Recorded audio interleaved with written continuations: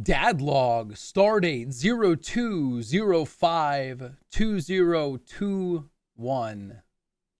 Ladies and gentlemen of the Legion, welcome back to the Dad Logs Revisited, where today I want to cover with you partnerships and doing business as a content creator. Stay tuned.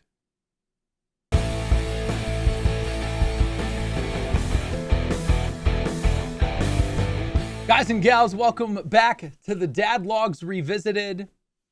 Today we're going to talk about partnerships, we're going to talk about affiliateships, we're going to talk about sponsorships, and we are going to talk about knowing your worth as a content creator, among many other topics when it comes to working with companies. Now, this is going to be the most controversial episode yet, because I am going to give you guys and gals the insight that I have gained over the last 3.5 years, because I've made a great many mistakes and I don't want you to make the same mistakes that I did. So buckle in, make sure you hit the like and sub button, turn on your notifications.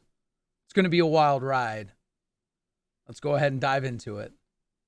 So when we start talking about partnerships, or sponsorships or affiliateships, a lot of times I get the question, when do you start approaching companies? How do I land my first sponsorship or my first partnership or whatever the case might be? Now, before we dive into landing your first partnership, I think it's worth defining what a partnership or affiliateship or sponsorship is.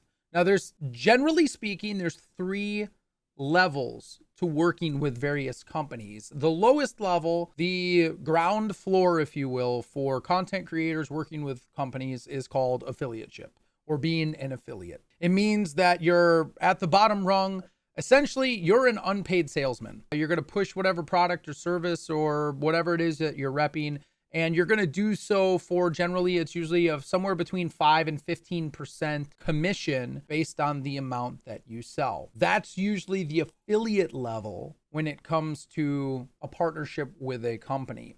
The next level up is generally considered what's called a partnership. Normally, you're going to get some sort of welcome package with the product, or you're going to get a premium access to the service that's being offered, whatever the case might be. You'll receive ongoing support in the case of, say, like a supplement company, a G Fuel or a Gamer Sups or an Advanced GG.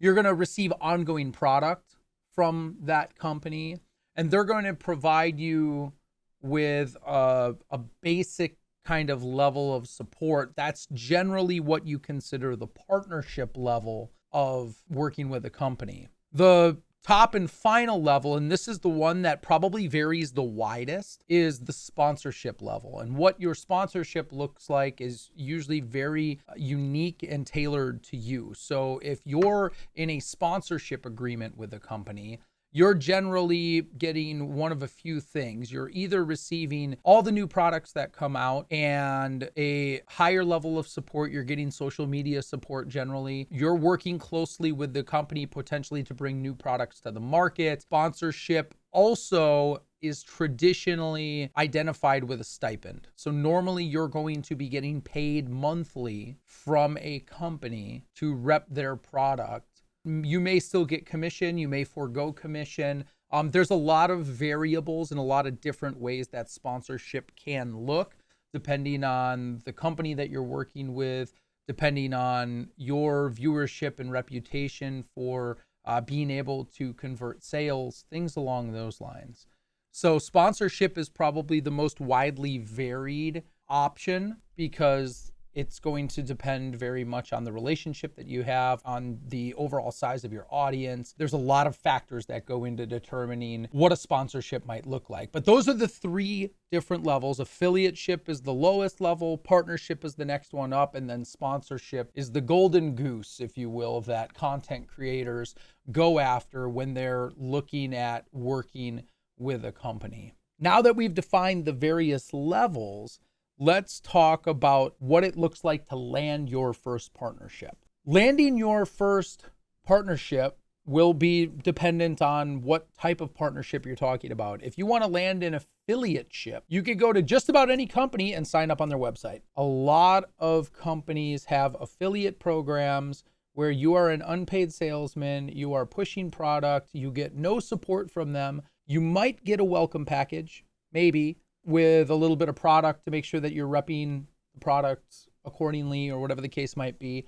But affiliateship, generally speaking, is very easy to obtain. They're a dime a dozen. Most companies have them. They're the most lucrative for the company and the least lucrative for you as a creator. This is where it gets controversial. Everyone as a creator, and I've done this myself, everyone as a creator is seeking justification. Everyone as a creator seeks recognition. And when you get a corporate recognition because you're now working with a company, that seems to be like one of the ultimate highs. And again, I went through a phase where landing an affiliate was a big deal, especially when I landed affiliateship for a company like Gunner Optics, of which now I am a partner and working towards sponsorship. I'd been using Gunner for many years. I believe in the product. I know what the product has done for me personally. It makes it very easy to represent that company from that standpoint. I needed to be an affiliate before I could move up and become a partner, before I needed to move up and become a sponsor, because that's the way that the company worked. Landing that first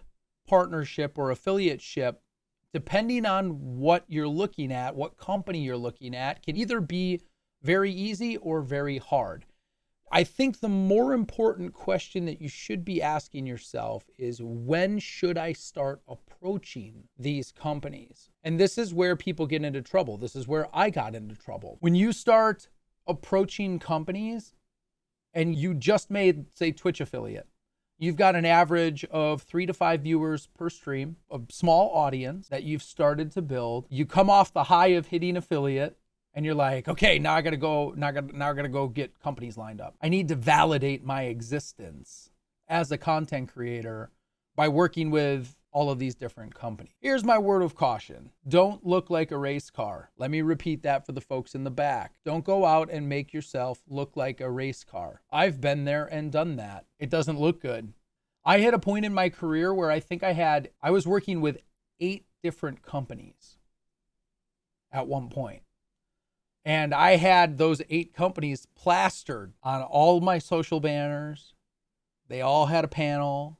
They all had a timer in my chat, and it wasn't good. It wasn't good for me as a content creator because I was doing more time repping other companies than I was repping my own brand. And that is a super important thing to consider. What do you want to grow as a creator? Do you want your audience and your brand to grow, or do you want other companies to grow? And where are you focusing most of your time? If you're focusing all of your time adhering to the contracts that you sign and doing all of the social posts that are required of you, and you're doing all of the prompting in your stream that you're required to do, and your timer is promoting all of their businesses and none of yours, what value are you getting out of these partnerships or affiliateships that you've landed? Which brings me to my second point. And I didn't really answer the when you should start approaching companies because frankly, I don't think you should. Let me answer the question. When should I start approaching companies? You shouldn't. And I'll tell you why. Should you ever become an affiliate? It's the question that I think more creators need to start asking themselves. Later on in the podcast, we're going to talk about knowing your worth as a content creator. And I think this is an important aspect of it. Should you ever become an affiliate? I think, and this has changed from when I started the Dad Logs 2.5 years ago, my recommendations for people who want to start working with companies has completely changed. It's 180 from what it was 2.5 years ago. And this, I want to call this out. Should you be an affiliate? No. Should you be an affiliate with a company? No. You should focus on building your brand and your community first and foremost, well before you ever rep anyone else's brand and company. Because if you're focused on repping their brand and their company, you're not focused on repping your brand and your company. So when it comes to getting into affiliate agreements, a lot of people want to find validation in signing with companies. Don't fall into that trap. There are very few exceptions to this rule. And I'll give you an example of one. Gunner Optics. Gunner is one of my premier partnerships. They are a company that I have worked with for 2.5 years out of my 3.5 years of content creation. I used Gunner Optics years before I was ever affiliated with them in any official capacity. In order to progress up the ladder of going from affiliate to partnership to sponsorship with Gunner Optics, I had to prove my worth. That was the way the company operated.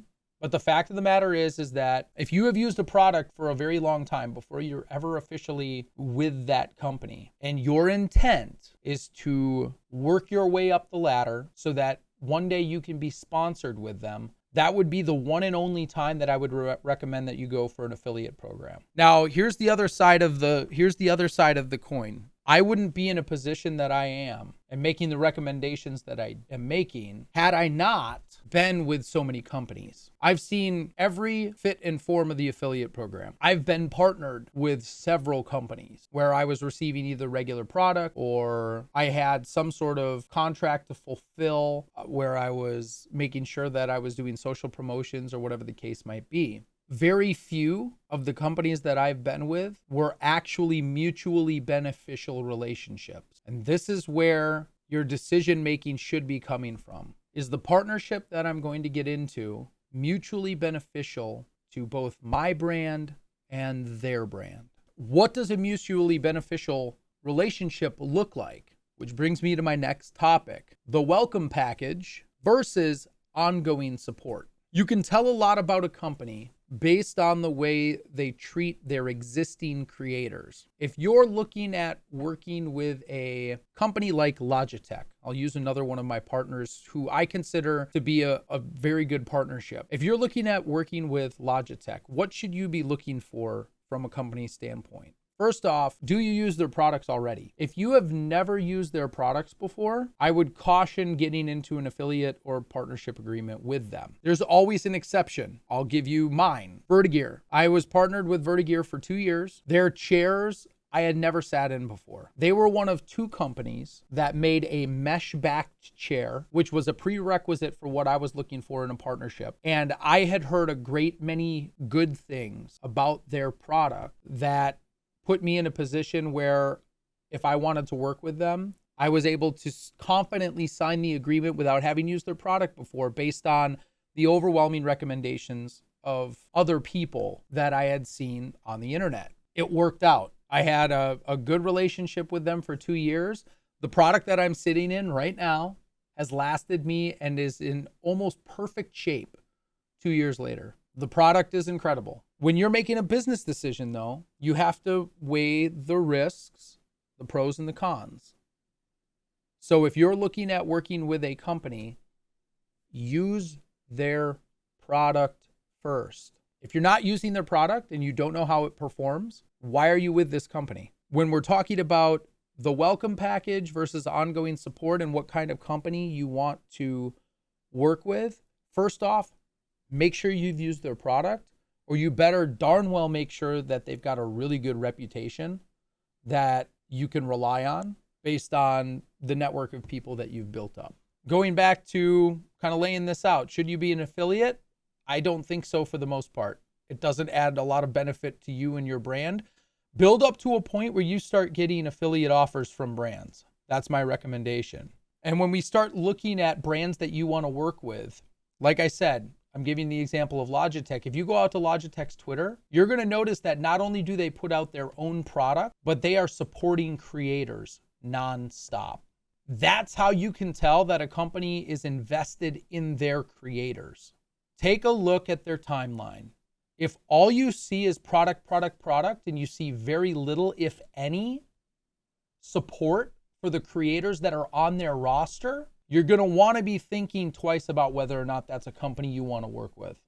Unless you're in a position to start asking for sponsorship money, right? If you've grown a big enough audience, this podcast is probably not for you. This podcast is more targeted at people who are up and coming, people who are just getting started. And partnerships in business is probably one of the quickest ways for content creators to dive their business. because they're seeking validation from the wrong places. The welcome package. Almost every company that you sign an affiliate agreement with or a partnership will give you some sort of welcome package. You're going to get some product. You're going to get a cup, a shaker, or in sales, you call them tchotchkes because they're cheap little branded stress balls or whatever the case might be. And you're going to get the welcome package and it's going to make you feel great. We're going to feel wonderful because we just got our welcome package from the company we just signed with. 3 months goes by. 6 months goes by. Haven't heard from the company at all. 9 months goes by. Haven't heard from the company at all. I've gotten paid out my $3.67 commission for the 3 tubs I sold or the 1 keyboard I sold or whatever the case might be. I've gotten no social support. I've gotten no additional product. I've gotten nothing from that company outside of the welcome package. How does that make you feel as a creator? Do you feel valued? What are you worth to that company? That's how 80%, now I'm making up numbers here, but if I had to guess, from personal experience, 80% of the companies I've worked with in the past, that's what it looked like. What have you done for me? And ongoing support was nothing. That's what that's what almost all affiliates look like. And even a lot of partnerships look like 6 months after you sign the contract. So be careful and do your research because it's fairly easy to do. You can go out on any brand's Twitter or Instagram or Facebook page, and you're going to tell very quickly the companies that support their creators versus the companies that don't. It's going to be very easy to tell. So make sure if you are looking at working with a company that you have taken the time to go do your research and to see whether or not that company is worth working with based off of the support that they give their creators. So be careful of the welcome package versus ongoing support. You want ongoing support as a creator. And I think, I'm hoping that we see a shift in the industry towards actually taking care of creators that are working so hard for your brand and are sacrificing the time that they could be putting into their brand to make sure that your brand succeeds as well. As I mentioned previously, I have done the whole jump from company to company to company thing. I've been with several supplement companies. I've been with multiple peripheral companies, and I have made mistakes as a creator that hurt my brand and business in the long run. Don't jump from company to company to company to company to company. It doesn't look good. That's not how business should be done, which goes back to the whole, do I become an affiliate with someone? Do not seek validation in working with companies. Seek validation in your content.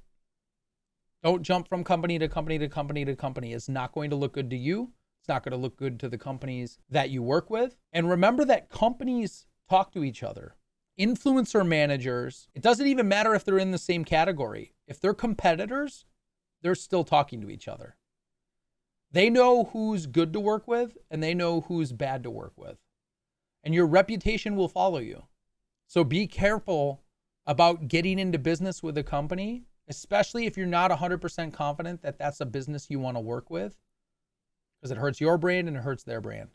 Real quick, let's talk about diversifying your business and diversifying your income stream. It's a little bit of a moot point because if you're an affiliate or even a partner with many companies and you're getting a 5 to 10% commission on whatever it is you're selling, you're probably not making a lot of money. Let's say you're with a keyboard company and you sell a $100 keyboard and you get 5% commission on that. That's $5. How many keyboards do you have to sell at $5 of commission a pop to pay any sort of meaningful bills? Let me rephrase that question. If you're a creator and you're subbed to 10 creators on Twitch, it's $50 a month. How many keyboards do you have to sell If you're making $5 a pop on each keyboard sold, how many keyboards do you have to sell just to cover your subs? You got to sell 10 keyboards a month to make up the support that you're providing other creators by subbing to them. And depending on what affiliateship we're talking about, I give the example of peripherals, because peripherals can be bought at Best Buy and Amazon, Walmart. You could buy a keyboard in a lot of places. What are the chances that someone is actually going to go out and buy a keyboard directly from your affiliate site link? It's probably pretty small. And this is one reason why I love Logitech, because they understand that influence isn't limited just to sales on your affiliate link. Because if I'm repping Logitech, people are going to go out and buy Logitech gear from Best Buy or Amazon or wherever they buy their Logitech gear from. But I still get ongoing support from Logitech because they believe in me as a creator. That's a company you want to work with. So you have to recognize that diversifying your income, and this is a little advanced for folks that aren't full-time. It's good to set up and give yourself a buffer for diversifying your income and looking at what are my different income sources as a creator. Sub revenue, bit revenue, tip revenue is all pretty stock standard stuff that you're going to be measuring and tracking month over month from a business standpoint. But when you start looking at your Epic Games code or your affiliate or partnership agreements, those commissions, you start looking at sponsorships, you start looking at Amazon revenue if you're an Amazon affiliate, you start looking at opportunities to do sponsored work from a content standpoint. I'm gonna play this game for 30 minutes to show it off, and you'll get a stipend for that. That's what you're looking at when you're looking at diversifying your business income. And for all but the highest tier creators that have thousands of people watching them every day, income from affiliate and partnership agreements is going to be a small part of your income. I want to caution you against getting it in your head that I'm going to get with this company and everything's going to boom because of it. That's not how it works. 5 or 10% sounds good in theory, but when you actually do the math of what that looks like, it doesn't add up to much. So my word of caution is I would not count on diversifying your business and your income stream based on affiliate and partnership agreements. If y'all have gotten value out of this, make sure that you like, subscribe, do the stuff and things. The last thing I want to talk about with you guys is knowing your worth as a creator. Knowing your worth is something that is so hard to do as a creator, because you see all of these people, and we are creators, and we end up comparing ourselves to one another. And you see all these other creators signing all these agreements with all these companies, and it looks like the grass is greener on the other side. Oh man, if only I could get with that company, I'd take off. If only I could get with that company, I'd make more money.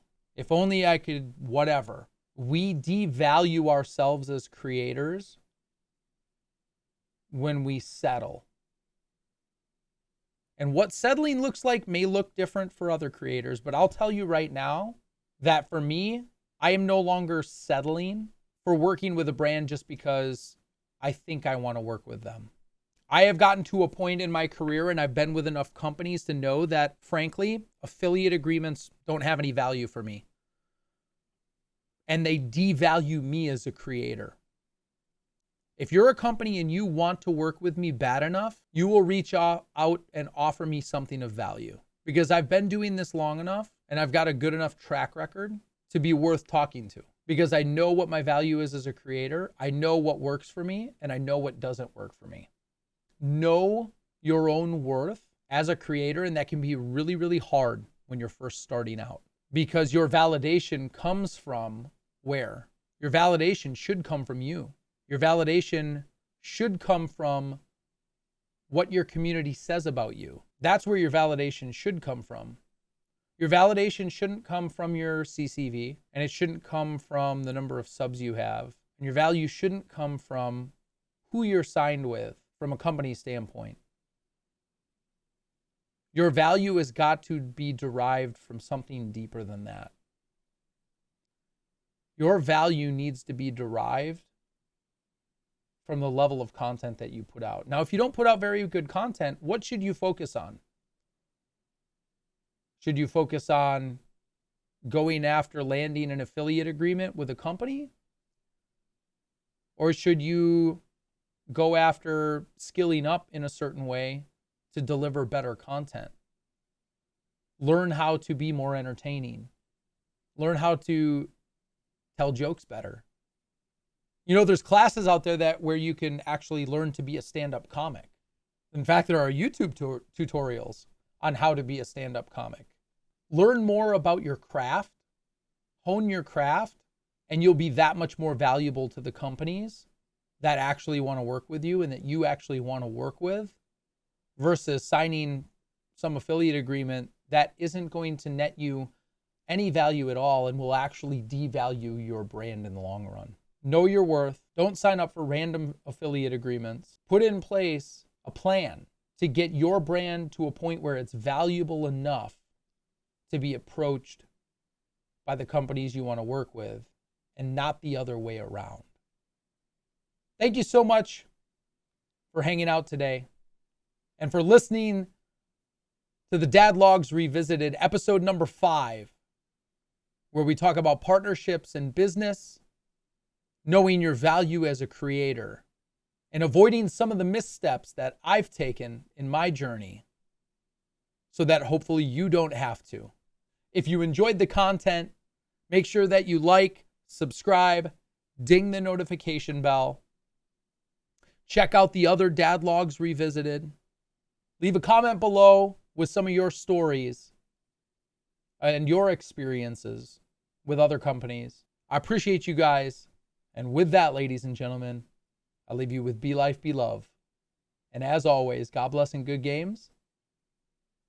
We'll see you guys next time.